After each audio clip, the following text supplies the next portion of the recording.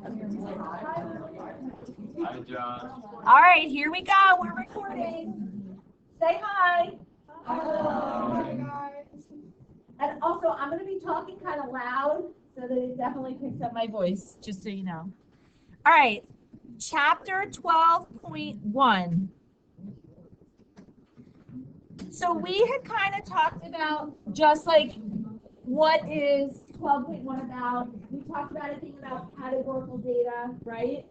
So I'm gonna just do like a very quick review of what we looked at. Remember we said that like the M&M's company tells you that their M&M's have this color distribution, right? So this is what you're told is true about the population. If I were to go and sample from one bag of M&Ms, if I sample 60 candies, this is what I might get, right? So we kind of talked about like our hypothesis is going to compare our sample data to what we are told is true about the population. We want to know, is there evidence basically that the population distribution is the same that they told us, or is it not the same? Does that make sense? So, all right, I think that's pretty much, that's pretty much all we talked about last time, right? All right, so let's jump right in. Our HO in words is that the distribution of colors in the bag of M&Ms is the same as what the company claims, right? Our HA is that the distribution of color in the M&M's bag is not the same as what the company told us, right? Go ahead. Oh, okay. All right. Well, so like symbolically or like mathematically, whatever, we're talking about the proportion of brown M&Ms, the proportion of orange, the proportion of red. So we're really talking about proportions, but we're talking about lots of proportions, right? So symbolically, this is what you would have, like your HO and your HA, right? So HA is, like HO, there's a lot there. But HA is even more complicated because it's really at least two of the P's. So in other words, I could have like 12.5% red, just like they tell me, and I could have 12.5% yellow, but maybe just the greens and the browns are wrong. Do you understand what I'm saying? So it's not like all or nothing. My hypothesis, I should say, is not like all or nothing. So no one wants to write that out in symbols, right? No one. Good. You should never do that. I would very strongly encourage you to only write your HO and your HA out in words. Don't put any symbols down there at all, because if you don't do it entirely correctly, you're going to lose credit. All right. So, and this is just for chi-squared only, right? The other two, like for proportions and for means, we're going to use our symbols like we have been, but just for these hypothesis tests about, chi-squared tests, you're just going to use words for your HO and HA. All right, so now here's the thing. The company gave us like percentages out of the whole, right? We only sampled 60 candies. So the question is, how many of those 60 candies should we expect to get of each color? Well, I think some of those percentages were like 12.5%. Maybe like, I think the red was like 12.5%, right? If I'm sampling 60, or if I take a simple random sample of 60 candies, finding 12.5% of that, I just multiply 60 times 0.125. Make sense? And so these are what's called our expected counts. You are going to be given observed counts, right? Like the observed counts, that's what actually happened when you actually sampled one time, right? You're not necessarily going to be given expected counts. You'll be given probably expected like percentages. You are required to calculate the expected counts and show that on your paper, okay? Does that make sense? You don't have to show the work. You don't have to show like what you multiplied together. You just need to show the counts themselves. Is that clear? All right. So to find the expected counts, you just take the total and multiply by the probability for each individual category. Does that make sense? Nothing crazy. All right. So, yeah, our last class or whatever, we talked about like, all right, this is categorical data. What kind of graphs could we make? And I know someone said like a bar chart, someone said a pie chart, I think. So look, let's look at this bar graph. So in purple, we have the observed counts. Out of the 60 candies, how many of each color did they actually get? And then in red is the expected counts that we just calculated, right? So tell me, what do you see there? Like our hypothesis was, remember our HO was that we're assuming that the company's like telling the truth, right? But our HA is that our distribution of colors is different than what they told us. So what do you guys think? What jumps out to you about that bar graph?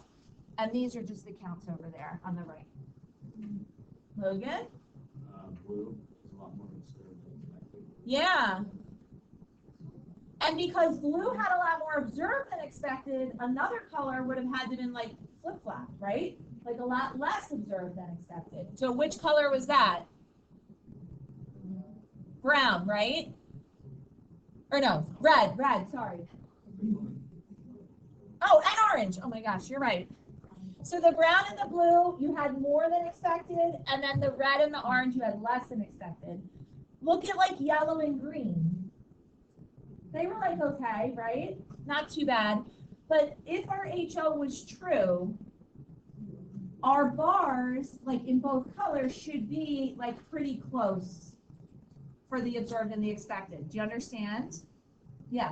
So we would expect a symmetrical graph. Yeah, it would be like flat. Well, it shouldn't be flat across all bars because you're necessarily, because in this case, they didn't tell us, they tell you from the start that they have more orange and blue than any other color. Do you get what I'm saying? So it's not necessarily going to be flat, like evenly distributed. The blue and red should be equal in each category. Now, are they always, even if HO is true, are the blue and red bars going to be the same height all the time? If I sample over and over. Why? What do we call that?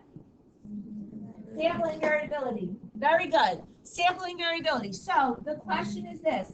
We see that there's a difference between the observed and expected counts. Agreed? Can we all agree upon that? But is the difference statistically significant? In other words, is the company really lying or something? Or did this difference just happen because of sampling variability? You just so happened to get a bag that was like blue and brown heavy. You know what I'm saying? Okay.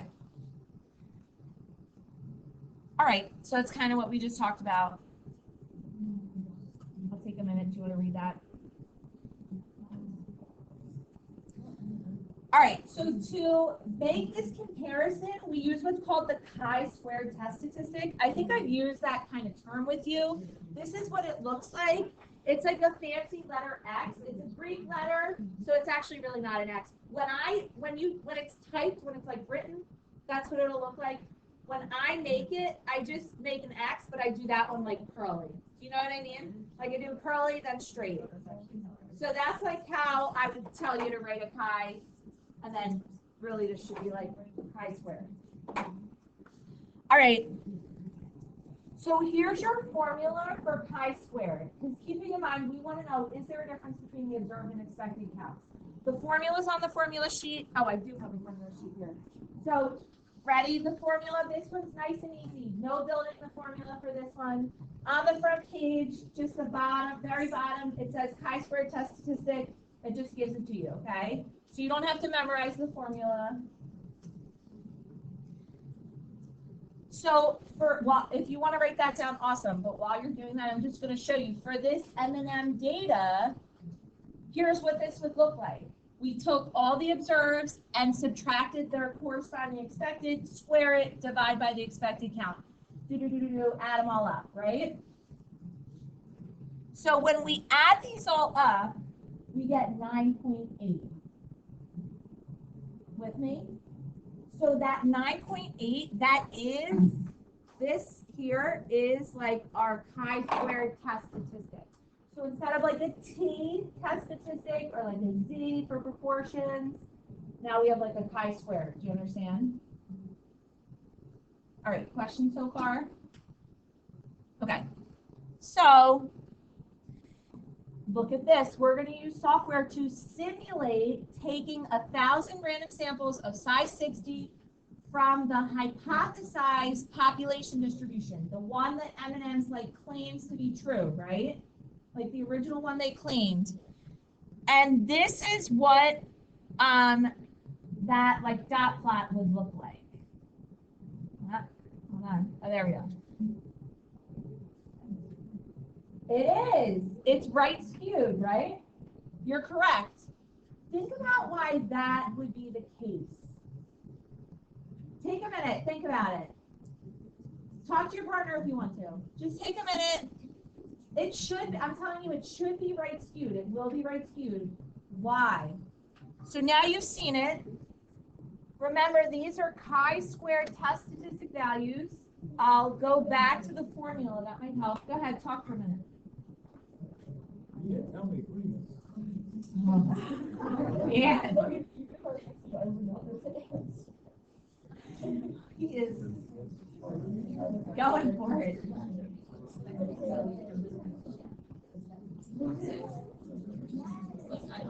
I'm hearing it. I'm hearing it.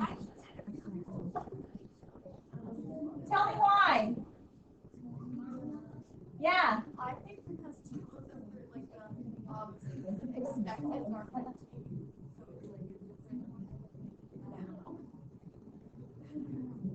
Wait, no. I mean, hold on. Let me clarify my question. Any chi-squared, this is, so, yes. Okay. This graph, what do we call this graph? Yes, it's a sampling distribution, right? So this is a chi-squared sampling distribution. Why is it right skewed? It's always going to be right skewed. In any situation, it's always going to be right skewed. Think about the formula. What is our null hypothesis? Remember, this distribution is based upon the null hypothesis. What's the null hypothesis? Alice? You got it. Yeah. You're correct. So remember, first of all, do you see why these, look, the graph can't ever be negative. Do you see it like it doesn't go below 0? Do you understand why that's true? Yeah, because you're squaring a bunch of things, adding them up, can't be 0. But we're talking about the observed counts minus the expected, and the null hypothesis that that graph is based upon says that, we're saying that the expected counts are the same as the like observed, right? So if there's no difference, or I should say like a small difference between the observed and expected, which is what should be true if the claim about the population is true, you're going to have sampling variability. Not every time that you sample are you going to have the same exact expected and observed counts, right? So your chi-squared should take on like smaller values most of the time. But could I get like a bad sample? It could still be an SRS from the true population, but could I just so happen to get a bag that has like a real lot of like blues or something? I could, but how often does that happen? Not that often. Do you know what I'm saying? Okay, so chi-squared is always going to be right skewed. Do you understand why now? Perfect, love it. Okay, so larger values, remember this is, we said like in here, this is like what should happen, right? And these are kind of like the outliers. It could happen sometimes, but those chi-squared values, those bigger chi-squared values, shouldn't really happen that often. If they happen, that means there's large differences between the observed and expected, right? So larger values of chi-squared give more convincing evidence against HO and in favor of HA. Kind of like what? What did you literally just see? On your quest, right? Did you get like a large T value? right? And so the evidence against HO, in other words, the p-value was really tiny. You know what I'm saying? So, all right, guys, come on, ready? Our estimated p-value. This is, everything is like the same as it has been, right? So our estimated p-value, our chi-square test statistic was 9.8. When we plugged into that formula, it was 9.8. So we find 9.8 here on the graph. That's our test statistic. And, oh gosh, 9.8. And our p-value is the probability of our test statistic being that or more extreme. Do you follow? So remember, we said your chi-square distribution is always going to be right skewed. Your picture that you draw is always going to be right skewed, and you're always shading the upper tail. It's always that value more extreme. So I actually think, and I think most people think that chi-squareds are like a little bit easier because they're more like, there's not as much different things that can happen. So anyway, if we were to count up all the dots in that like red box there were 1,000 simulated SRSs, 87 of them are in that red box. So our p-value is 0.087. So what can we say? Are our results significant? Go ahead.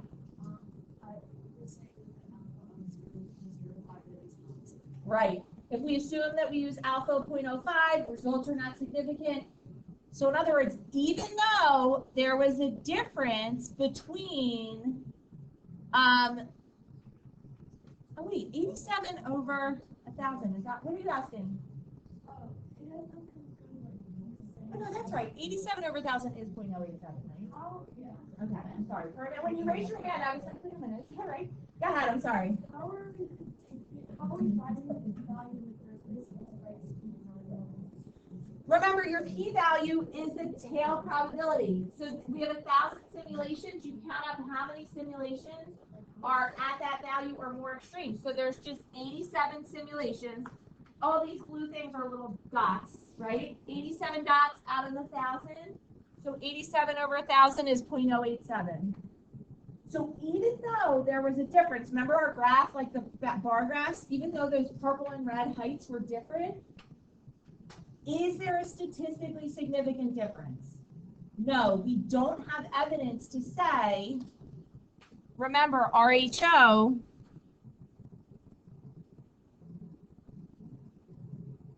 sorry guys, lots of clicking back.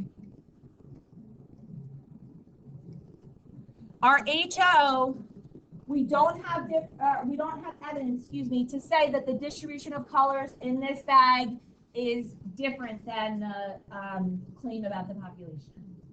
Does that make sense? Okay, so in other words, even though our expected counts weren't the same as that observed, we think that that difference was just because of like sampling variability. You good? Yeah. Wait, since you just went back for a second. Go ahead. So it's like a proportion in the null hypothesis. Yeah, for each category, yeah. That's right. It's not nothing like, don't even look at that. Like, it's just, you know how to calculate expected values. You know, it's just the probability or the percent they give you times the total. That almost like looks more confusing than it needs to be. All right. Where were we?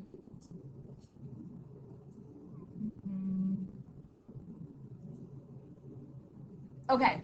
So let's talk about, that was based upon a simulation, right? Let's talk about a chi-square distribution. I told you it's always right skewed. We talked about why. It can't ever be negative. So if you get a chi-squared equals -2, you're like, nope, I did something wrong, okay? And it's specified by its degrees of freedom. So its degrees of freedom is going to be the number of categories, in this case, -1. So not like the sample size, it's the number of categories -1.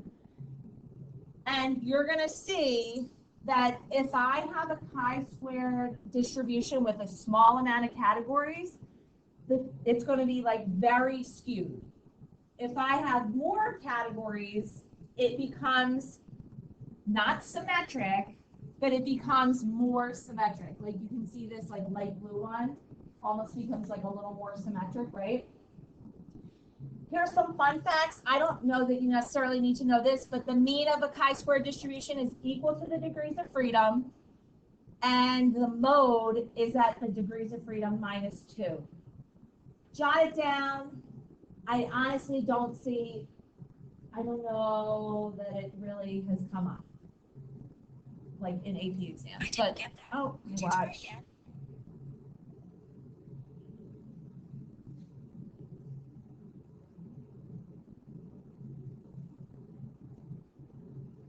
So kind of like t distributions, there's lots of t distributions based upon degrees of freedom, lots of chi-square distributions.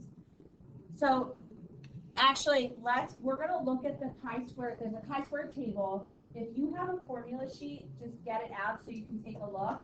If you don't, I still have copies up here. You can come grab one.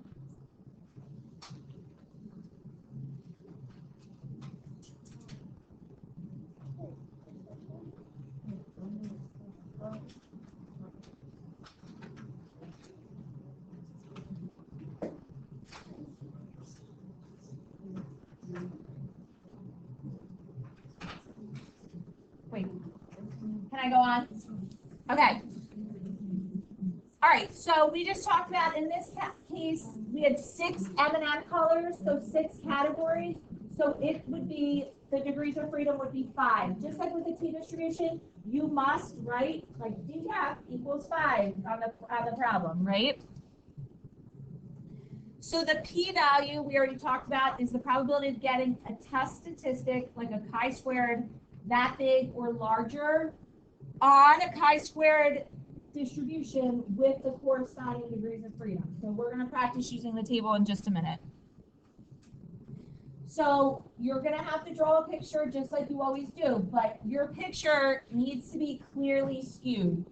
It doesn't have to be perfect, but when you, like, if you go like this, if it's a chi-squared, that was bad, but if it's a chi-squared, test or whatever, and you go like this, you're gonna lose credit, okay? You have to make sure that it's like a skewed distribution. Not crazy, mine always looks something like that, all right? Okay, and then my picture, kind of always the same. I mark off, can you see this? Like here's my test statistic. I mark off chi-squared is 9.8. I shade the tail, and then the p-value is gonna be the probability that chi-squared is greater than whatever that cutoff is, that 9.8 number. Make sense? So we just calculated, we like estimated it using that simulated dot plot, right? Now we're going to talk about using the calculator, using the table to look up that p-value. I think actually, yeah, I did.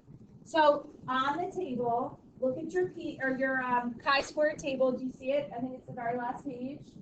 So this is very similar to the t table. The degrees of freedom are along the side. Do you see it?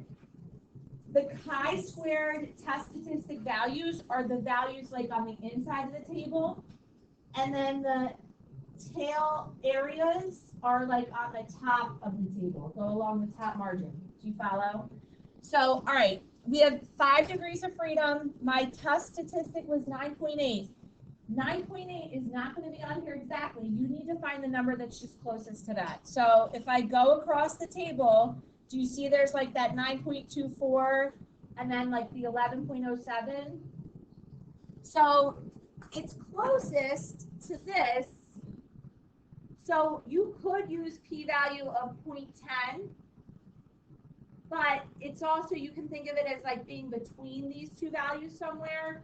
So you could say that my p-value is somewhere between 0.05 and 0.10. Do you follow? Either way, it doesn't matter because the only thing I care about is my conclusion. Are my results significant? If alpha is 0.05, are my results significant?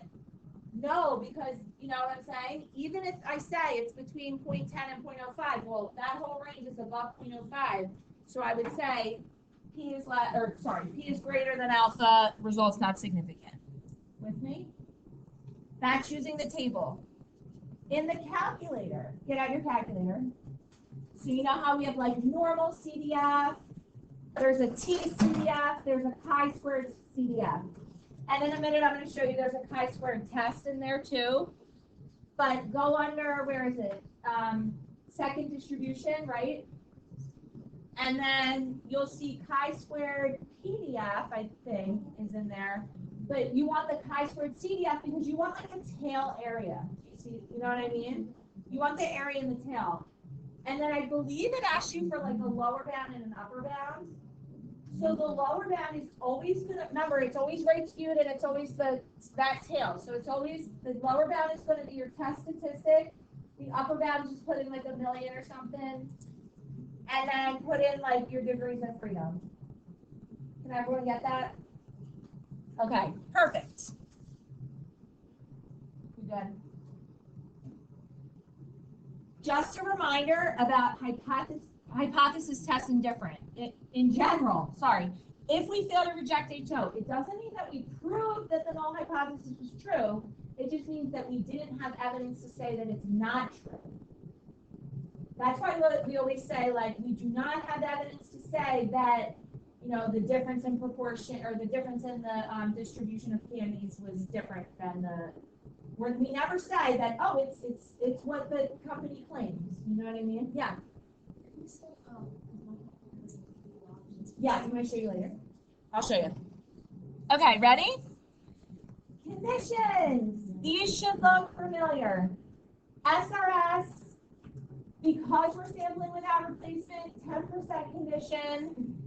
And now we need something different because we're not talking about a T or a normal distribution. So our new large counts condition is that all the expected counts are at least 5. Notice that word expected is like italicized, and I'll like underline it, whatever, like it should be like bolded.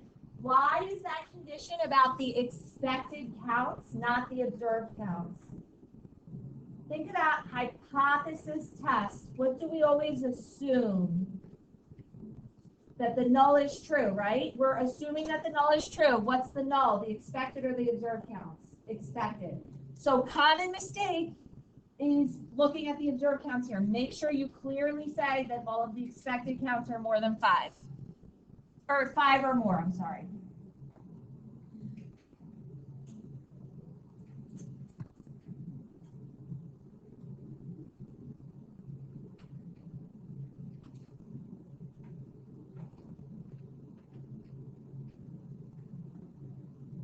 All right, we good? I'm going to skip some of this. Oh, yeah. Wait. I went too far. Sorry. And see if we can squeeze in like one full-length example problem. Ready? So read this so you can see what it all looks like kind of together. Did anyone read this book? Good book. Isn't it? Oh, I read it.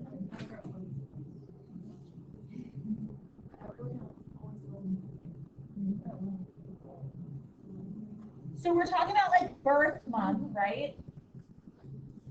Birth month is categorical. Really, we're comparing like proportions of people who are born in the winter versus, but we're comparing multiple proportions. You know what I'm saying?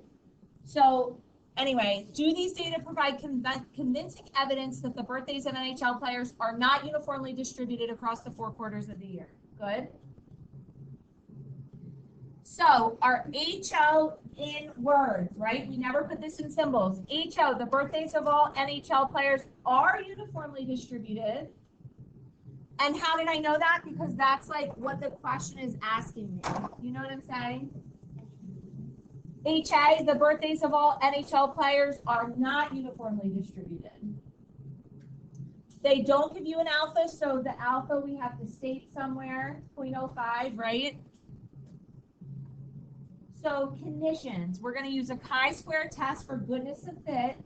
I don't think I mentioned that yet. There's multiple different types of chi-square tests. We're going to learn another one for chapter 12.2. This one's called a chi-square test for goodness of fit. Random. They tell you it comes from a random sample. We have to assume that 80 is less than 10% of all the NHL players.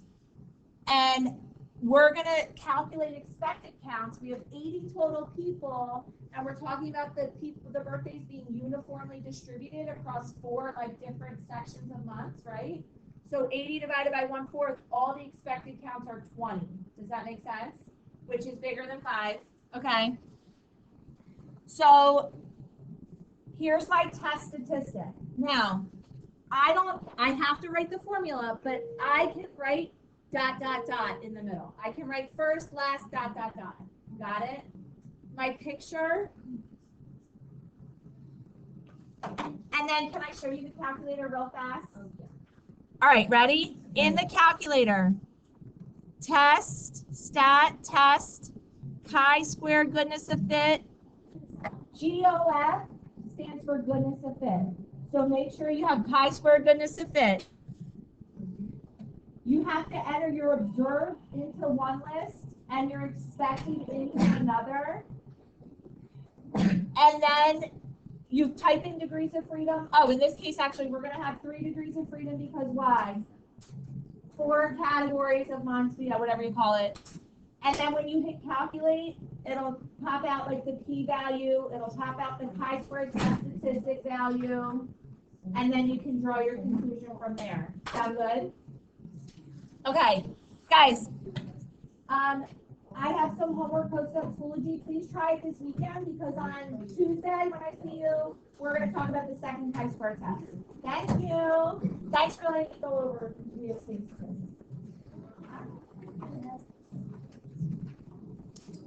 It doesn't. Hold on. Don't panic. Don't fret. Let me end this real fast.